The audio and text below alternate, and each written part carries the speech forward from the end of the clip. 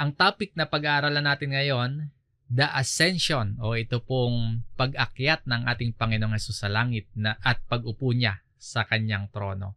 Ang kwento tungkol sa the ascension, mababasa natin sa New Testament na nakatala din sa Aklat ng Mga Gawa sa chapter 1, verse 6 hanggang 11, kung saan ipinapakita ang kwentong ito at dapat nating paniwalaan na dinala ang Panginoong Hesukristo sa itaas o umakyat siya sa langit. Ang version ng Biblia na ating gagamitin sa Tagalog po ay ang Bagong ang Biblia at New King James Version sa English.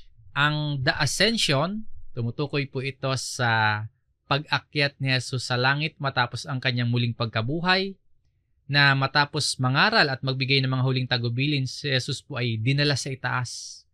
Nakita ng mga alagad, natakpan ng mga ulo hanggang sa nawala sa paningin nila ang ating Panginoong Hesus. At ito pong The Ascension, may tuturing nating simbolo ng pagkumpleto ng misyon ni Jesus dito sa lupa at ang kanyang pagbabalik sa Amang Diyos doon sa langit. Ito po ay mahalagang aral at katotohanan mula sa Biblia para sa ating mga mananampalataya. Ito po ay importanteng katotohanan at aral mula sa Biblia na dinala si Jesus sa itaas. Basahin po natin ang bahagi ng sulat sa Aklat ng Mga Gawa kung saan mababasa nga natin itong tungkol sa The Ascension. Acts chapter 1, verse 6 hanggang 11. Nang sila'y nagkakatipon, siya'y kanilang tinanong, Panginoon, ito ba ang panahon na panunumbalikin mo ang kaharian sa Israel? At sinabi niya sa kanila, hindi ukol sa inyo na malaman ang mga oras o ang mga panahon na itinakda ng Ama sa pamamagitan ng kanyang sariling otoridad. Ngunit tatanggap kayo ng kapangyarihan pagbaba sa inyo ng Espiritu Santo at kayo'y magiging mga saksi ko sa Jerusalem, sa buong Judea at Samaria, at hanggang sa kaduluduluhang bahagi ng lupa. Pagkasabi niya ng mga bagay na ito, habang sila'y nakatingin, dinala siya sa itaas at siya'y ikinubli ng ulap sa kanilang mga paningin. Samantalang nakatitig sila sa langit at siya'y papalayo, biglang may dalawang lalaki ang tumayo sa tabi nila na may puting damit na nagsabi, kayong mga lalaking taga-Galilea, bakit kayo'y nakatayong tumitingin sa langit? Itong si Jesus na dinala sa langit mula sa inyo ay darating na gaya rin ng inyong nakitang pagpunta niya sa langit. Ang background story nga po nito, matapos mamatay, matapos inilibing at muling nabuhay si Jesus, nagpakita siya sa mga alagad sa loob ng 40 days. At sa huling pagkakataon, nagkatipon sila sa isang lugar kung saan huling nangaral si Jesus. At ito nga po, nasaksihan nila ang pangyayari na dinala sa itaas ang ating Panginoong Hesus. Habang nakatingin yung mga alagad sa itaas, na nakikita nilang papalayo at natatakpan na ng ulap ang Panginoon, merong dalawang lalaki na nagsabi sa kanila kung paano daw nila nakita na dinala sa langit ang Panginoon, ay ganun din daw po nila makikita sa kanyang muling pagparito, si Jesus. And yung dalawang lalaki na ito, ayon sa ilang mga Bible commentaries, mga angelic beings appeared in human form, yung dalawang lalaki na may puting damit. Sabi po sa verse 11, na nagsabi, kayong mga lalaking taga-Galilea, bakit kayo'y nakatayong tumitingin sa langit? Itong si Jesus na dinala sa langit mula sa inyo, ay darating gaya rin ng inyong nakitang pagpunta niya sa langit. Para bang sinasabi ng mga kumakausap sa mga alagad o yung kumakausap sa mga mananampalataya, iyang nakikita ninyo ngayon, babalik din sa takdang panahon. Kaya kung nalulungkot sila dahil nakikita nila unti-unting lumalayo, tas nawawala, umaalis si Jesus, huwag silang mag-alala. Kasi kung paanong umalis ang Panginoon, ganun din nila makikita kung paano siya babalik. At itong sinasabi dito sa verse 11 na dinala sa langit si Jesus, ito nga po yung tinatawag nating the ascension. At ito pong pag-alis ni Jesus o yung pagbalik niya sa langit, hindi ibig sabihin na iniwanan niya o kaya pinabayaan na niya yung mga mananampalataya. Yung katotohanan po na dinala si Jesus sa itaas, sabi dito, who was taken up from you into heaven. Yung katotohanan na yan, isang importanteng aral na dapat paniwalaan at maging parte ng ating pananampalataya bilang mga Kristiyano. Na ito pong dinala si Jesus sa langit or dinala sa itaas, mababanaag o makikita na natin maging sa Old Testament. Halimbawa, dito po sa Psalms 110 verse 1. Sinabi ng Panginoon sa aking Panginoon, umupo ka sa aking kanan hanggang sa aking gawing tuntungan ng iyong paa ang iyong mga kaaway. Nga pala, bago natin talakayin ang talatang ito, konting trivia lang po tungkol dito sa Psalms 110 verse 1. May nabasa akong interesting na bagay na tumutukoy sa verse na ito. Yung pinaka-quoted daw po na verse na mababasa natin sa New Testament na mula or galing sa Old Testament ay itong Psalms 110 verse 1. Ito yung pinakamadalas na i-quote ng mga apostol o ng mga New Testament writers. Kumbaga, madalas pala nilang maging reference itong verse na ito. And ang talatang ito ay malaman, masustansya at malinaw na talata sa paghahayag ng kalagayan ng ating Amang Diyos at kalagayan ng kanyang anak na si Jesus. Ang Messiah, ang ating Panginoong Jesus. So dito po sa verse na ito, clear po o malinaw kung sino ang Amang Diyos at kung sino si Jesus. Sabi dito, sinabi ng Panginoon. Yung salitang Panginoon po dito sa original na salitang Hebreo, ganito po. Yahweh o Jehovah. Yung YHWH. Yan yung Panginoon dito, no? Self-existent or eternal. Jehovah. Jewish national name of God. Jehovah the Lord.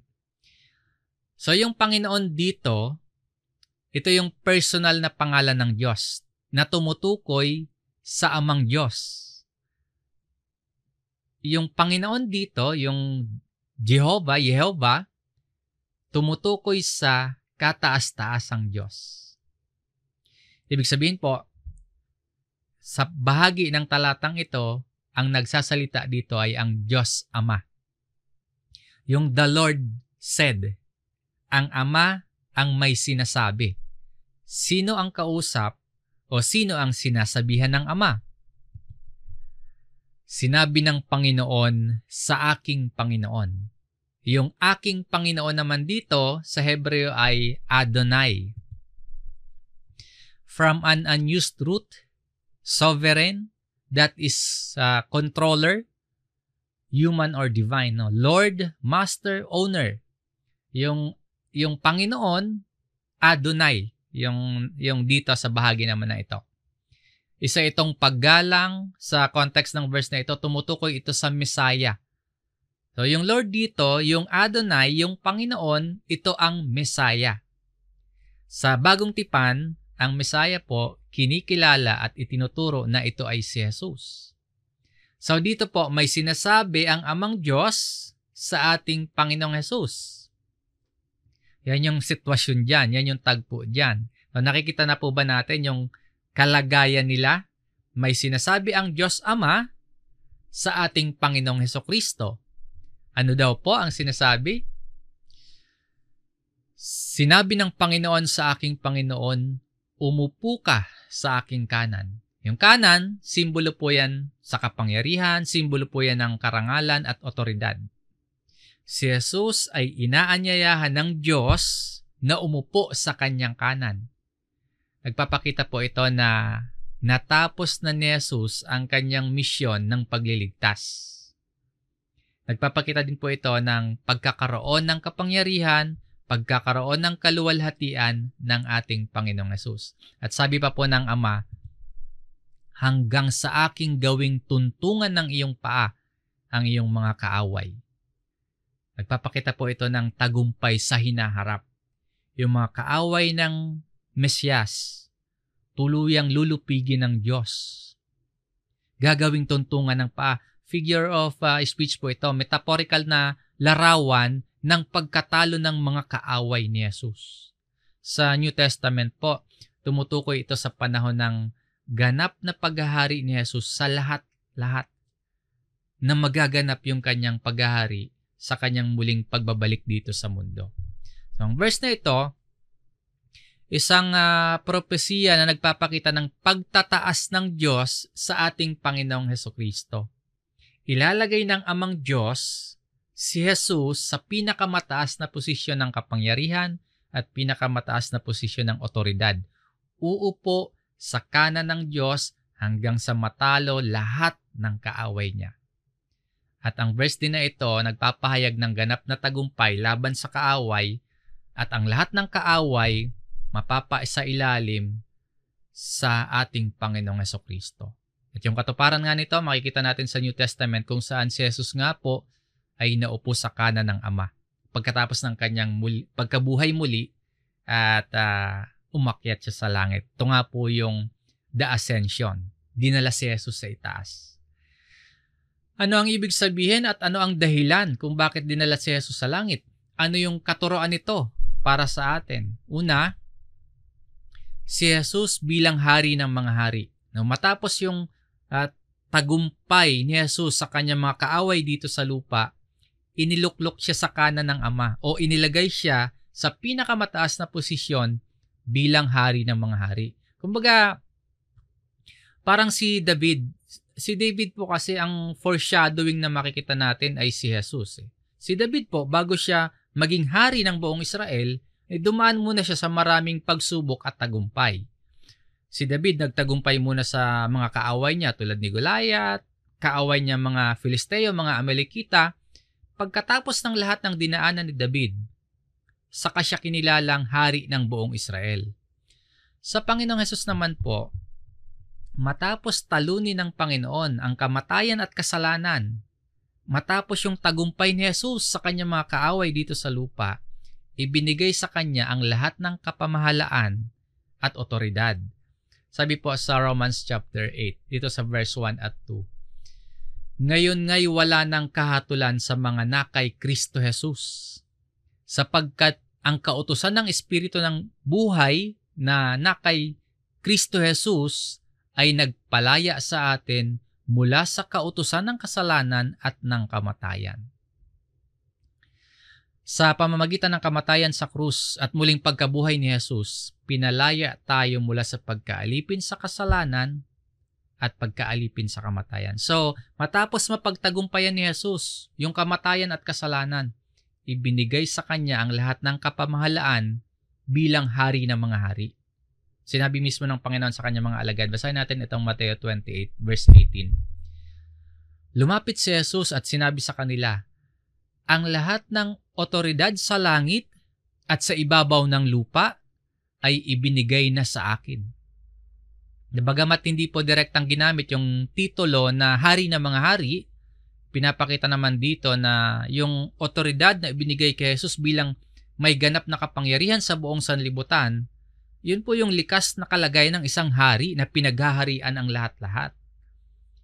Sa pamamagitan po ng kamatayan ni Jesus at sa pamamagitan ng pagkabuhay niyang muli at sa kanyang pag-akyat sa langit, iniluklok siya bilang hari ng mga hari na hanggang ngayon ay naghahari. Sa kanyang pagbabalik, sa pagbabalik ng ating Panginoong Hesus, ipapakita niya ang kanyang ganap na kapangyarihan bilang hari ng mga hari. Mababasa natin yan sa Revelation chapter 19. So ito po ang dahilan kung bakit umakyat si Jesus sa langit. Iniluklok siya sa kanan ng Ama, ibig sabihin pinagkalooban siya ng kapangyarihan bilang hari ng mga hari. Inilagay siya sa pinakamataas na posisyon ng pamamahala at authority. Bakit po mahalaga para sa ating mananampalataya itong dinala si Jesus sa langit? Dahil dito po, nalalaman natin at lubos yung ating paniniwala na ngayon po ay naghahari ang ating Panginoong Hesus mula sa kaitaasan sa kanan ng Diyos. Kaya mahalaga para sa ating mga Kristiyano itong katotohanan at katuroan na dinala si Jesus sa langit. Dahil diyan, nalalaman natin na naghahari ngayon ang ating Panginoong Hesus. Ngayon, bilang naluklok sa kanan ng Ama, nung siya po ay umakyat sa langit. Ito po yung ikalawang katuruan natin patungkol sa The Ascension. Nagsimula na ang pananakop sa lahat ng mga bansa. Hari ng mga hari na nakaluklok sa kanan ng Diyos ang ating Panginoong Hesus. O nagsimula na ang pananakop sa lahat ng mga bansa. Dahil ang Panginoong Hesus ay natalo na niya yung kasalanan, natalo niya na yung kamatayan doon sa krus, at ngayon nga po ay nakaupo sa kanan ng Ama na naghahari, nakaupo sa kanyang trono, ay nagsimula na yung pananakop niya sa lahat ng mga bansa. Matapos nga po sabihin ni Jesus sa kanyang mga alagad na ibinigay na sa kanya ang lahat ng authority sa langit at sa ibabaw ng lupa, matapos nito, bago siya umakyat sa langit, bago siya itaas o dalhin sa langit, nag-iwan ang Panginoon ng utos para sa mga mananampalataya. Anong utos po na yung iniwanan niya sa kanyang mga alagad? Basahin natin yung verse 19 ng Mateo chapter 28. Kaya't sa paghayo ninyo, gawin ninyong alagad ang lahat ng mga bansa. Bautismuhan niyo sila sa pangalan ng Ama at ng Anak at ng Espiritu Santo. Mula sa authority na kay Jesus, mula sa taglay niyang kapamahalaan at kapangyarihan, ito ang utos niya sa ating lahat. Gawin ninyong alagad ang lahat ng mga bansa. Mula sa kapangyarihan at otoridad na taglay ng nag-utos sa atin, humayo nga po tayo at gawin nating alagad ang lahat ng mga bansa. Kumbaga, samsamin natin yung lahat ng abot kaya natin, sakupin natin yung lahat ng mga bansa. At ano pa daw po sabi ng Panginoon? Verse 20, at turuan silang sundin ang lahat ng mga bagay na iniutos ko sa inyo. Gawin silang mga alagad, i-disciple sila, turuan sila na sumunod sa mga aral ni Kristo. So basically po, lahat ng mga bansa nais na sakupin ni Jesus ang lahat. Na lahat ng mga bansa ay matutunan nila na sumunod sa mga utos ni Jesus. Yung aral o katotohanan po na umakyat si Jesus sa langit, yung tinatalakay nating The Ascension, at nakaupo siya sa kanan ng Diyos, magsilbi po yung motivation natin at magbigay sa atin ng lakas ng loob at karagdagang sipag para ipangaral sa iba o kaya ipangaral sa marami ang Ebanghelyo. Na sa paghayo natin, masakop nga po ni Jesus ang lahat. Na sila man po ay matutong sumunod. Na sila man po ay matutong maglingkod at sumamba sa Diyos sa pamamagitan ni Jesus. Na yung marami sa paligid natin at ang lahat ng mga bansa matutong magpasakop at sumunod sa ating Panginoong Hesukristo, ang Hari ng mga hari. Yung laki at lawak ng kapangyarihan at lawak ng authority at kapamahalaan ni Jesus, magsilbi pong inspirasyon sa atin para sundin natin itong mismong utos ng Panginoon para sa lahat ng kanyang mga alagad. Basahin po natin itong pangitain ni Propeta Daniel patungkol sa dinala sa langit si Jesus sa Daniel chapter 7 para mas makita po natin yung great power and great authority na meron ang Panginoon. Basahin natin itong verse 13. Daniel chapter 7 verse 13. Patuloy akong nakakita sa pangitain sa gabi at narito, ang isang gaya ng anak ng tao na dumarating kasama ng mga ulap. At siya'y lumapit sa matanda sa mga araw at iniharap sa kanya. Yung nakikita noon ng mga alagad sa main verse na binasa natin kanina, na si Jesus ay natatakpan ng ulap dun sa Acts chapter 1.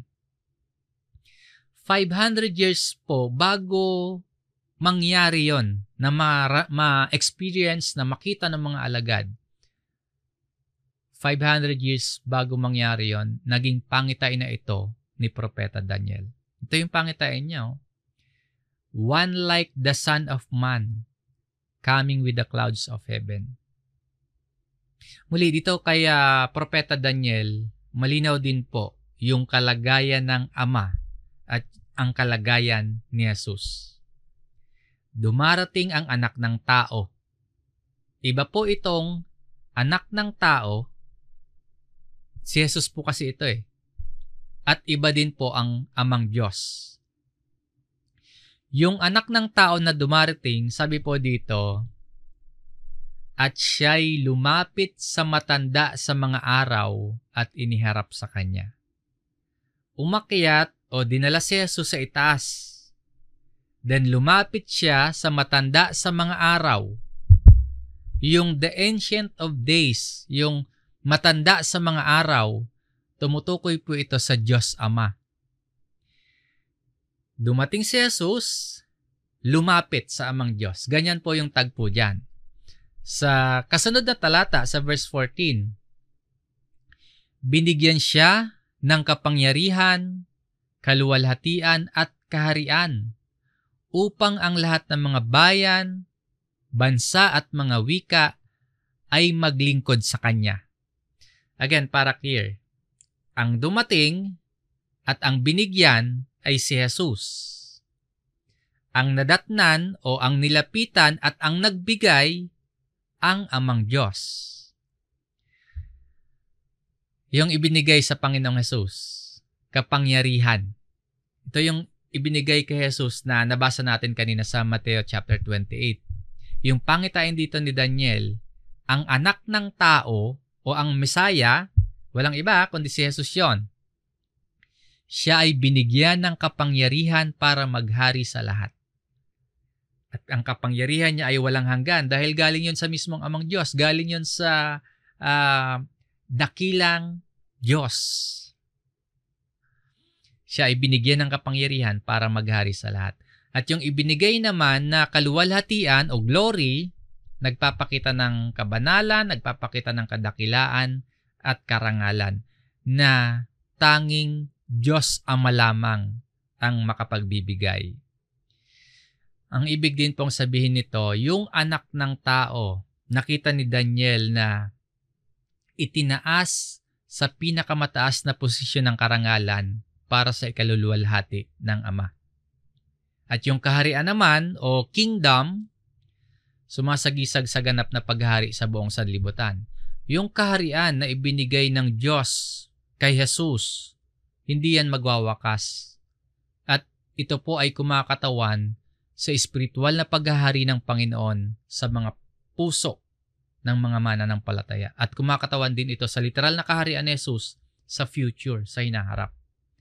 Yung punto natin, ang The Ascension, nagsimula na ang pananakop ni Jesus sa lahat ng mga bansa.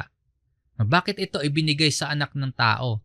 Ayon dito, upang ang lahat ng mga bayan, bansa at mga wika ay maglingkod sa Kanya. Yung paglilingkod o maglingkod dito, hindi lamang physical na paglilingkod, kundi isang anyo ito ng pagsamba, isang anyo ng pagkilala at pagtalima kay Jesus bilang hari ng lahat, hari ng mga hari. At ang sabi pa po, ang Kanyang kapangyarihan ay walang hanggang kapangyarihan na hindi lilipas at ang Kanyang kaharian ay hindi mawawasak. Ang kapangyarihan o otoridad ni Jesus walang hanggan. Kaya maghahari siya magpakailanman. Yung kaharian ni Jesus, pandaigdigan na kaharian yan. Walang hanggan at para sa lahat ng nilalang. Lahat sakop. All people, all nations, and all languages. Ang Kanyang kapangyarihan ay walang hanggan na hindi lilipas at hindi mawawasak. Ito ang pangitain ni Propeta Daniel. Bibigyan ng kapangyarihan at otoridad si Jesus at sasakupin niya ang lahat ng mga bansa. Kaya nga po nakarating sa atin yung mabuting balita ng ginawa ni Jesus. At dahil tinanggap natin siya sa ating buhay, pinaghaharian na tayo ngayon ni Jesus. Nasakop tayo ngayon ni Jesus. At hindi lang tayo sa lugar natin, kundi pagharian nawa ng Panginoon ang maraming bayan sa bansa natin. Hanggang sa ang lahat ng mga bansa, ang lahat ng mga tao o mga bayan at mga wika ay maglingkod sa Panginoon. Napakagandang pag-asa ang meron tayong lahat, ang pagharian tayo ni Jesus. Ang talatang ito, isang makapangyarihang propesiya na naganap sa panahon ni Jesus. Naganap sa kanyang pag-akyat sa langit at magiging buong kaganapan sa kanyang muling pagbabalik bilang hari ng mga hari. Ang ikatlong katuruan ng katotohanan na dinala si Jesus sa langit, ito po, number 3, babalik si Jesus at ganap na babaguhin niya ang lahat. Ang ascension po ng ating Panginoong Jesus nagbibigay katiyakan sa atin na muli siyang babalik at sa kanyang pagbabalik, babaguhin ng Panginoon ang lahat. Sinabi nga po ng dalawang lalaki na kumausap sa mga alagad habang tinitingnan nila si Jesus na iniakyat sa langit, itong Acts chapter 1 verse 11, na nagsabi, "Kayong mga lalaking taga Galilea, bakit kayo'y nakatayong tumitingin sa langit? Itong si Jesus na dinala sa langit mula sa inyo ay darating na gaya rin ng inyong nakitang pagpunta niya sa langit." Ngayon po, nakaluklok sa kanan ng Diyos ang ating Panginoong Hesukristo. Ibinigay sa Kanya ang lahat ng otoridad sa langit at sa ibabaw ng lupa. Dito sa ibabaw ng lupa, nag-iwan ang ating hari ng tagubilin o utos. Ang utos niya, gawing alagad niya ang lahat ng mga bansa at turuang sumunod sa lahat ng mga ipinag-uutos niya. Ang muling pagbabalik ni Jesus, isa po itong pangunahing tema ng bagong tipan. At maraming talata sa New Testament yung nagtuturo sa atin tungkol sa kanyang muling pagbabalik. At sa pagbabalik ni Jesus, ganap na babaguhin niya ang lahat. Babaguhin yung mga tao, babaguhin yung buong sanlibutan, babaguhin ang lahat. Sa kabuuan po mga kapatid, ang muling pagbabalik ni Jesus, aalisin yung kasamaan. Yung babaguhin niya ang lahat, aalisin niya yung sakit, aalisin niya yung kamatayan. At ganap siyang maghahari at magdadala ng kabuuan sa plano ng Diyos para sa lahat. Yung katotohanan ng pagbabalik ni Jesus, makikita natin yung katiyakan nito sa tagpo kung saan siya iniakyat sa langit. Totoo ba na babalik ang Panginoon? Makikita natin yung katiyakan niyan kung saan siya totoong iniakyat sa langit. Nawa po magbigay pag-asa at katiyakan sa atin na darating yung panahon kung saan lahat ng bagay magiging ganap, magiging perpekto. Ayon yan sa kalooban ng Amang Diyos. So bilang mga naniniwala sa katotohanan ng The Ascension o dinala si Jesus sa langit at nakita natin ang kadahilanan at kahalagahan ng pangyayaring ito, yung iniiwang aplikasyon para sa atin ng ating aralin, una, mamuhay tayo na pinaghaharian ni Jesus. Nakita po natin na ibinigay kay Jesus yung lahat ng kapamahalaan. Nakita natin, nauunawaan natin na ibinigay sa ating Panginoong Jesus ang lahat ng kapangyarihan at siya ngayon ay nakaluklok sa kanan ng Diyos.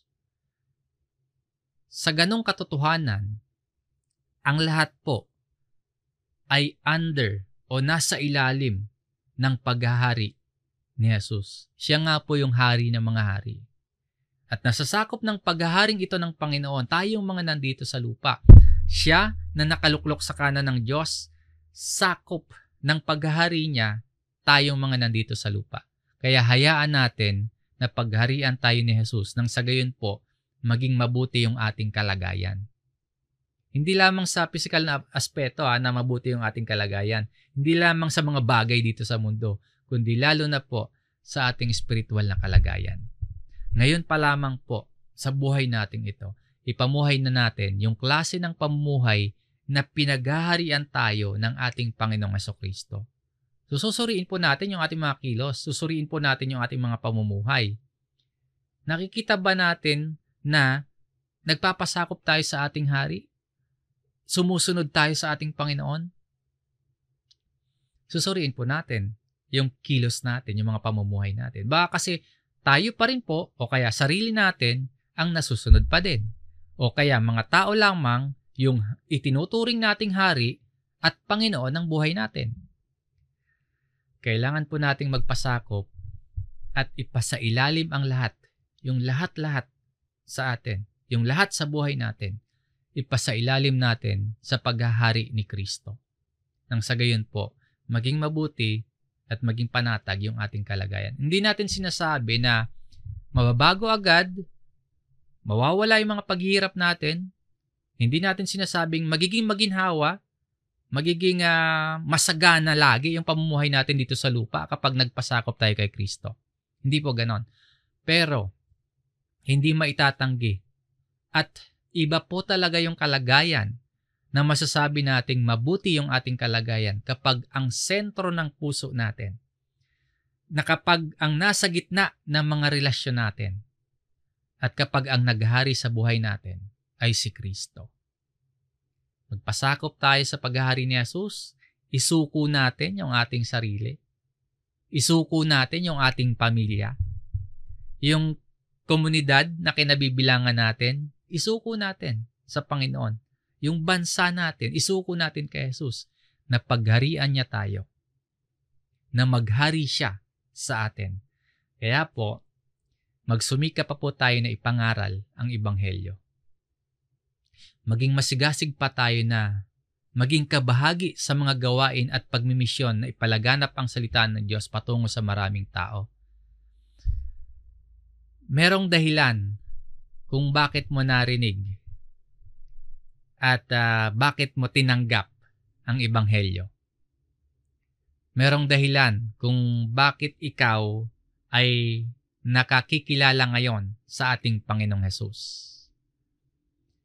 At maaaring ikaw ang dahilan para dumaloy ang Ebanghelyo patungo sa pamilya mo, patungo sa mga mahal mo sa buhay.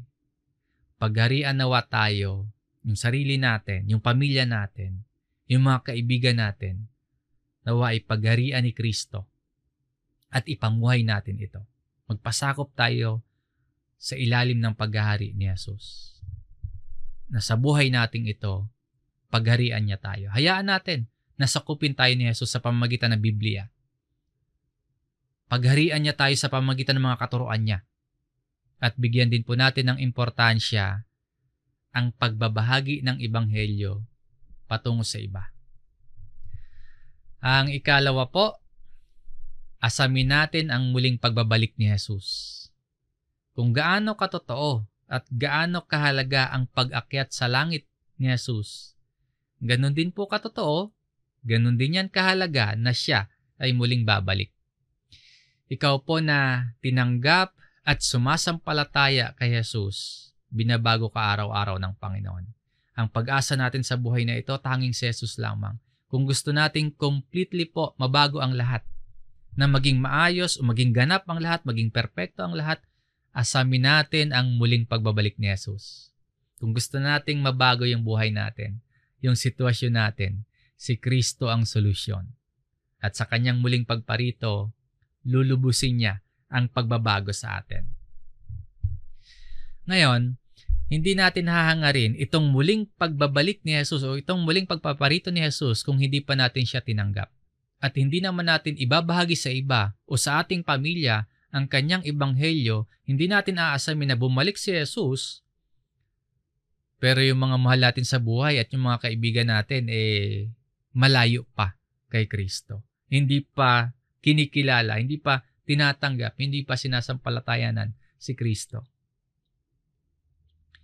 Magkaugnay po itong pamumuhay natin ngayon na pinaghaharian ni Jesus at itong inaasam natin ang muling pagbabalik niya.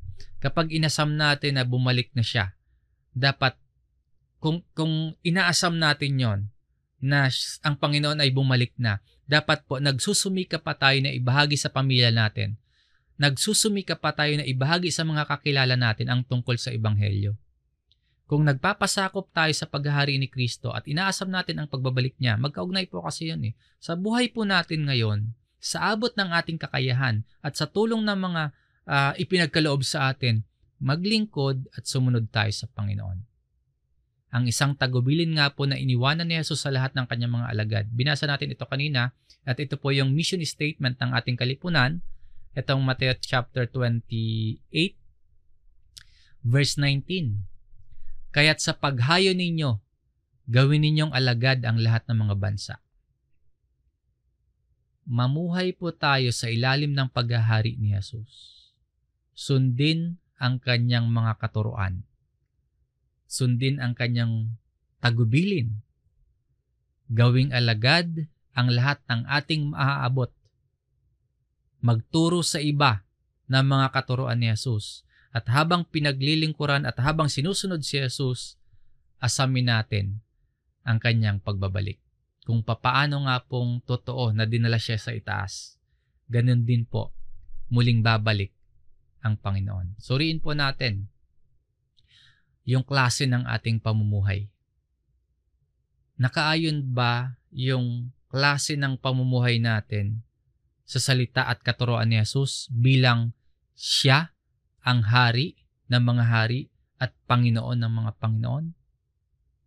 Ang The Ascension po ay isang paalala ng katiyakan at paalala ng pag-asa at isang pagtawag din po ito sa atin na maghintay tayo sa pagbabalik ng Panginoon, na habang naghihintay tayo, maging aktibo tayo sa iniwanang misyon o tagubilin para sa atin. Ang ipahayag ang ebanghelyo sa maraming tao hanggang siya ay bumalik. Magpatuloy po tayo sa ating pananampalataya at paglilingkod at sa pagpapalaganap ng kaharian ni Jesus. Kung paanong si Jesus ay itinaas sa langit, siya ay muling babalik. Hanggang dito po ang ating pag-aaral.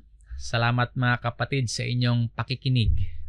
Samahan po ninyo ako sa ating pananalangin.